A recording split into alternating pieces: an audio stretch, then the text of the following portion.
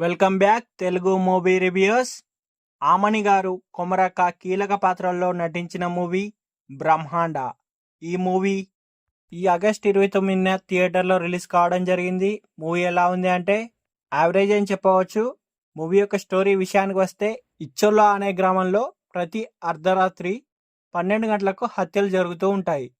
గత 6 నెలలుగా వరుసగా జరుగుతున్న ఈ హత్యలతో గ్రామస్తులు భయంతో వణికిపోతారు. ఈ మిస్టరీ హత్యలు పోలీసులకు పెద్దగా సవాల్గా మారతాయి. ఫలితంగా సాయంత్రం 6 దాటితే ఎవరు కూడా గ్రామ వీధుల్లో తిరగకూడదని పోలీసులు కఠిన హెచ్చరికలు జారీ చేస్తారు. పరిస్థితి చేయి దాటిపోవడంతో గ్రామంలో జరిగే మల్లన్న జాతరను కూడా రద్దు చేయాలని ఆలోచిస్తారు. అసలు ఈ హత్యలకు కారణం ఎవరు, వాటి వెనుక ఉన్న ఉద్దేశం ఏమిటి, పోలీసులు ఈ మర్డర్ మిస్టరీని ఛేదించారా లేదా తెలియాలంటే మనం మూవీ చూడాల్సిందే.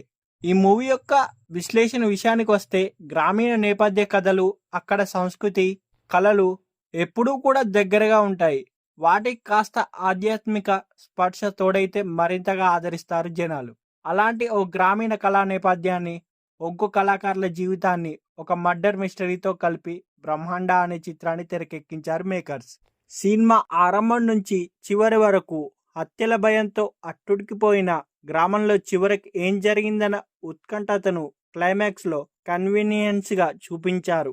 ఈ మూవీ గురించి ఫైనల్గా చెప్పాలంటే, ఫైనల్లీ తెలంగాణ గ్రామీణ కథలను, మిస్టరీ థ్రిల్లర్ని ఇష్టపడే ఎవరైనా ఈ బ్రహ్మాండ మూవీ అనేది నచ్చుతుంది.